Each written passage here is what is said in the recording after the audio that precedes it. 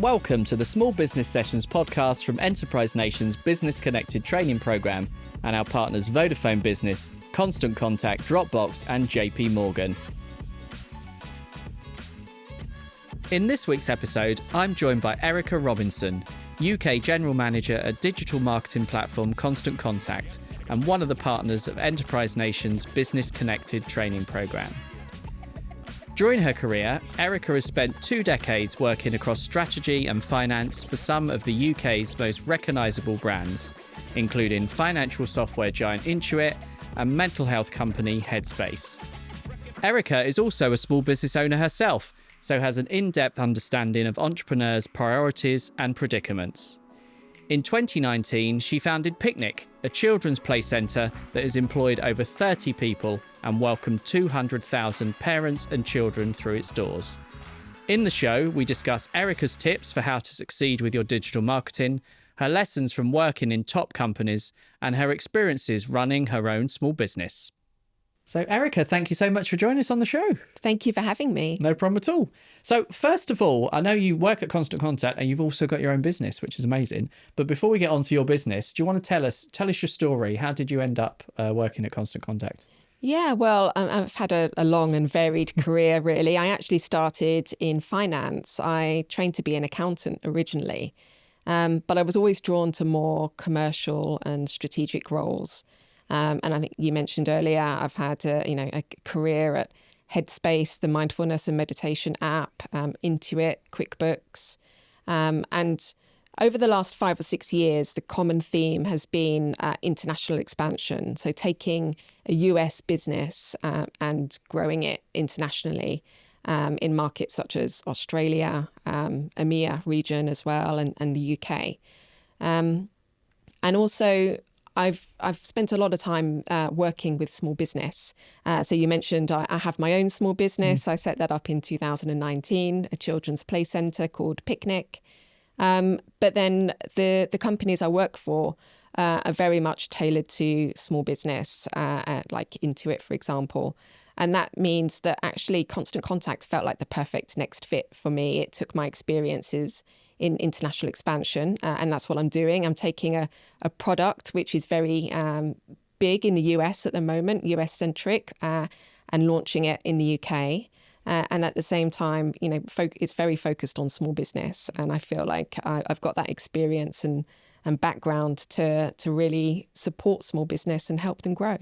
Absolutely. Before we get on to your own small business, what do you think small businesses can learn from the big businesses you worked at? A lot of small businesses kind of look to these big guys and think, what can they teach us? So what would you say they can learn from your experience at those bigger companies? Yeah, what I would actually say is that some of it's the other way around. That what can big businesses learn from small businesses? Yeah. And I think so many small businesses look up at big businesses and think they've got things so buttoned up and they know exactly what they're doing. And well, how can I possibly compete with the big guys? And they've got their multi-million-pound marketing budgets and they've got their thousands of employees and whole marketing teams. How can I possibly compete with that? But actually, small businesses have a superpower that the big businesses don't have. They have agility and they have an ability to just go out there and try something new. And if it doesn't work, it doesn't work. They can fail and then try again and keep learning from their mistakes. I've worked in really, really big companies. And if we wanted to do anything, if we wanted to get a message out to customers or offer them a special discount or anything like that, you'd have to go through all the review process, the analysis, the approvals, the sign-off, and you could take months to do that, whereas a small business can just do it in an instant. And it honestly doesn't matter. You don't have to get everything right first time. So that's a key thing I'd say. What I've learned about working in big businesses and small businesses. The other big benefit for a small business is consumers love you. That you have such an advantage because everybody wants to buy from small business. Everybody wants to support small business. The big businesses don't get that benefit at all. So make the most of that. Shout it from the rooftops and let your community, your local community, know that you're a small business, and they will absolutely want to support you. Absolutely. Very good point. I suppose it's key. The thing is like retaining that entrepreneurial spirit, isn't it, as you grow? But you're right. It's very hard to do. Yeah. It's companies have to force it. They try very hard, the big companies, to create that entrepreneurial spirit, but it's difficult to do. And Constant Contact's great. It's a mid-sized company, and actually we kind of are a little bit different. We break the mold. We do move very, very quickly, and it's a super fun environment to work in. But the very big corporates are difficult and slow, and actually that's a massive advantage then for the small players. Yeah, and the fact Constant Contact has employed someone like you that as a small business, which I promise we will get onto. But just before that, do you want to go into a bit more detail then about your role at Constant Contact? You said you explained a little bit, but do you want to go into a bit more detail about what your job is at Constant Contact? Yeah, so I'm the UK General Manager, which is an absolutely amazing job. I love it. I feel very privileged to be in the position at such an exciting time, because we are investing heavily in the UK market right now. And growing and doing what we can to support small businesses in the UK. Do you want to go into a bit more detail about what you do and what are the key things that you help small businesses with? So my role is UK General Manager, which is a super exciting role. I feel very privileged to be in this role for Constant Contact, especially at such an exciting time, a period of growth. We're really investing heavily in the UK market at the moment and see a huge opportunity to support businesses in the UK. And what are some of the things that you provide? Because it's mostly like digital marketing solutions, isn't it? Yeah, so we're a digital marketing tool specifically aimed at small business. And what that means, most people know us for email marketing, and we were one of the original pioneers in email marketing many, many years ago. But actually, we now offer a whole suite of marketing products, all within the one subscription-based product. And that includes your social media, so you can link your accounts like LinkedIn and Twitter, or X as it's called now. I still call it Twitter. Yeah. And Instagram and Facebook. You can do your online ads, SEO, just so much of your marketing all in one place. And it really simplifies it. It takes the complexity of marketing away for small businesses. Fabulous. I mean, kind of one of the challenges and the common mistakes is doing it in different places. I guess that is kind of the answer. But what would you say some of the common mistakes that small business owners make when it comes to their digital marketing? Well, as a small business owner myself, I think I've made all the mistakes. I will say I'm not a digital marketer myself. I'm learning as I go along.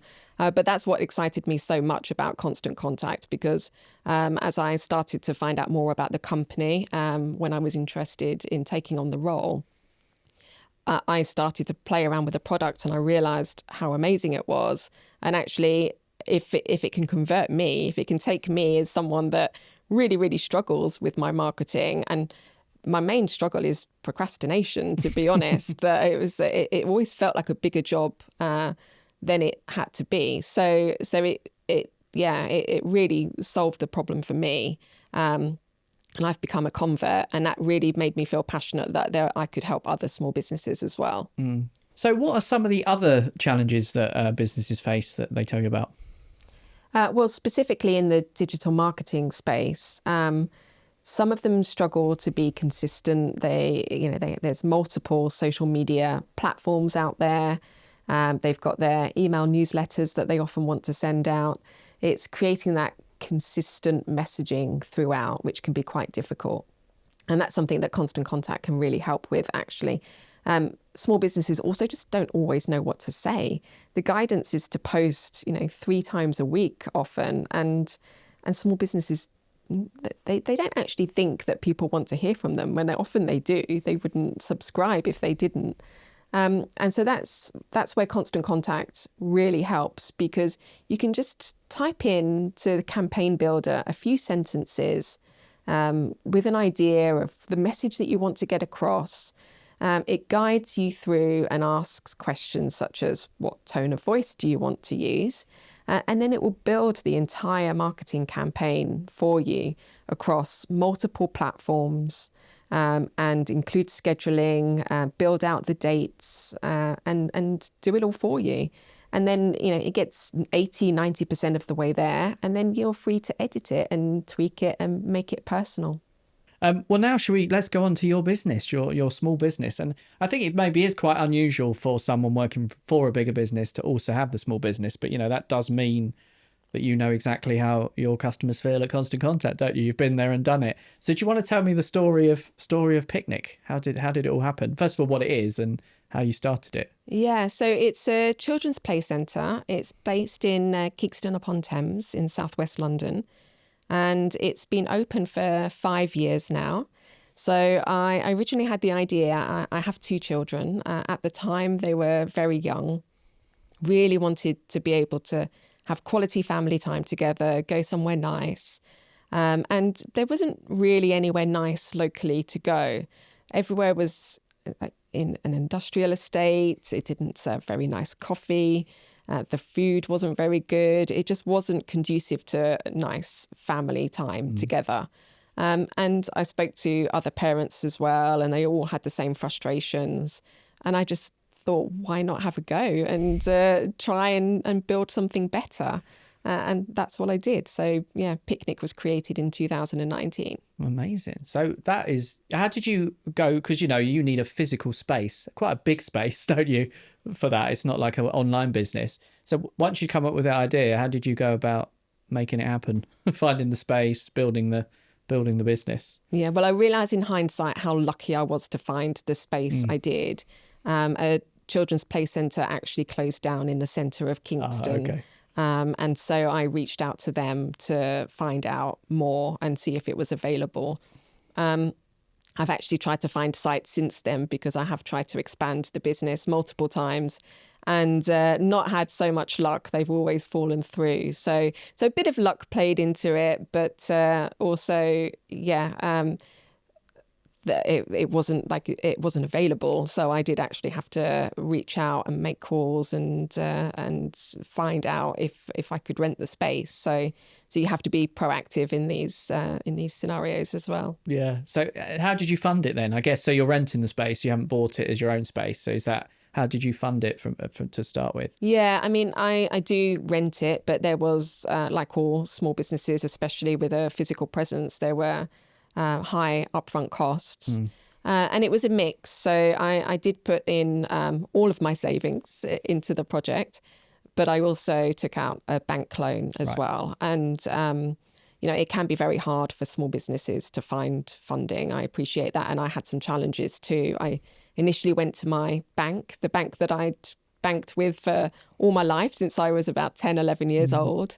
And, my background is in finance. I had a very solid business case, I thought, but they turned me down immediately. And so I think it's quite important for small businesses not to be put off because all banks have different lending criteria. One may not lend, but another will. And so I went to another bank that I had no relationship with whatsoever. I don't know if that's a good thing or a bad thing, but they were really helpful. I worked with them and managed to secure the funding that I needed. Big thanks to Vodafone Business for sponsoring this podcast. VHub from Vodafone Business has supported over 1 million SMEs, providing expert advice on a range of topics that matter to small business owners everywhere. Access VHub for a free one-to-one consultation with an expert advisor and get support tailored to your business. Book your free consultation with a VHub advisor today. Find more details at vodafone.co.uk/VHub. What other challenges did you face as a startup and how did you overcome them other than the funding? But you got that sorted. Got the funding sorted. Yeah, I mean, it was actually a very difficult time. It was the hardest time of my life, actually, in setting up the business. There are a couple of main reasons for that. I initially had a business partner, and she actually became seriously ill a month before we were due to open. Right. And actually really had no choice but to leave the business. And she was the one that was going to be hands-on operating the business. She was the one that had experience in working with children and running a play centre. I didn't know what I was doing. So I suddenly found myself very much on my own, doing the whole project on my own and taking on a project much bigger than I intended to on my own. So that was the first big challenge. The other one, very, very bad timing because I was only open for 4 months and then COVID hit. Of course, that's true, yeah. And so, I mean, like I say, I put all my savings into the business and then, hadn't built up any equity in the business yet. So it was a scary time in those initial few weeks of closing before the government had worked out their packages of support and things like that, the furlough scheme. I had 12 employees. I was really worried that, how would I support them and their families throughout that time of closure? And how would we survive? And we were closed for the best part of 18 months. So we had a few false starts and opened, but with very limited capacity, and then had to close again shortly after. But eventually got back on our feet and But how's it doing now? Is it, I guess, you're fully open, and how is it as a business now? Yeah, I mean, it's doing great, actually. It very much runs. I say it runs itself, and I'd say the team would very much disagree. It doesn't run itself, but I'm able to be hands off. I've got the most amazing manager who's been with me almost since the start. Knows so much more about running a play centre than I do, and really enjoys it. And we work really well together. So it's great that I can fully trust her for all the day-to-day operations of the business. And you said you've got, is it 12 staff? Is it 12 staff you got? Yeah. At that point, I think I've got 15 right now. Right. Because that's a big thing for small businesses, employing staff, like particularly the first one. But obviously with a business like that, you need more than one. So how have you gone about that? And what advice would you give to business owners about taking on staff? Getting the right staff is key. So I think don't rush it. I've always managed to find great people. And I think, having that great manager, getting that first hire right is so important. Because then they influence the kind of people that want to work there. I mean, my retention rate of staff is absolutely crazy high for the type of business I run. I'm very, very fortunate. I have people that have joined at 16 and have stayed all the way through their GCSEs and A-levels and university and are still with me. Nice, that's right. And it's that kind of community, I think, where everyone really supports each other and really enjoys working there.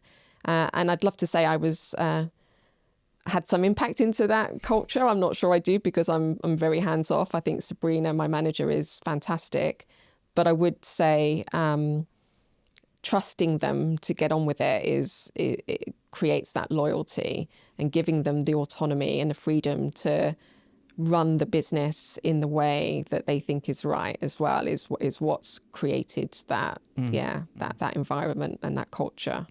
That is hard though, isn't it? When it's your business to kind of say, off you go, run it. It's hard to let go, I guess, isn't it? In that sense. Oh, it's very hard. Yeah. And for me, it's fine because I have other projects as well. Yeah. But I can see for a small business owner that is 100% focused on that, I can see how hard it is. But that's where you've got to find the right people that you can trust. And it's really important to get that work-life balance as well, because we all know how busy small business owners are. If they've identified a need for a member of staff, it means they're busy and they've got too much on. So they absolutely need to find a way to build that relationship and rapport with a member of staff that they can trust. Yeah, you're right. If you found there's a need for an employee, that's a positive, because you're growing, isn't it? So that's a good thing. What running, as I said, it's, unusual for somebody, in your position to be working for a bigger business and running another one, so how does running a small business, help you in your role at Constant Contact? I guess it probably informs you quite a bit, doesn't it, on what your constant contact customers are facing. Yeah, absolutely. And it's a big reason why I got the job, I believe. So it really does. I'm a customer of Constant Contact. So I can, it helps me really understand the product and how customers are using the product, and then able to feed that information back to the product team. I feel like I just understand the small business customer and what they're looking for, the challenges they face, and how we can help them. And then that feeds into my strategy going forwards as well. That's brilliant. And what about managing both? I mean, you've said you've got a manager that runs Picnic, but do you want to talk a bit about more how you do both jobs? And have you got any time management tips for fellow small business owners?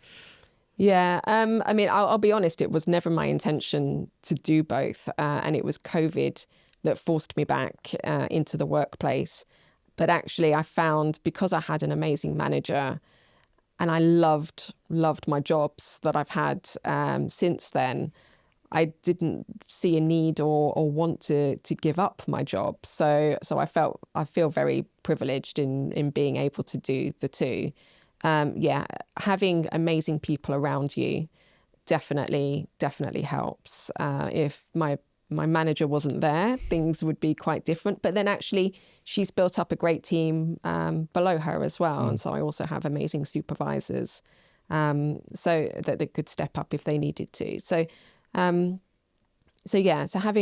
surrounding yourself by wonderful people, and obviously not all small businesses are in that position where they're ready to hire more people just yet, but there are other networks that you can tap into. So find yourself a mentor, friends, family, anyone else that's around you to help. I'd also say, I mean, in terms of tips, I haven't got it all right. Definitely, I am a very busy person. I like to be busy. I rarely watch TV. I don't take a huge amount of time out. But if you're really passionate about what you do, then it doesn't feel like work. So I absolutely love my job. I love my business. I'm also, a mum as well. So let's not forget that's a third job. That's true. That's very true. Which is a job that I can't delegate or don't want to delegate. So that keeps me busy.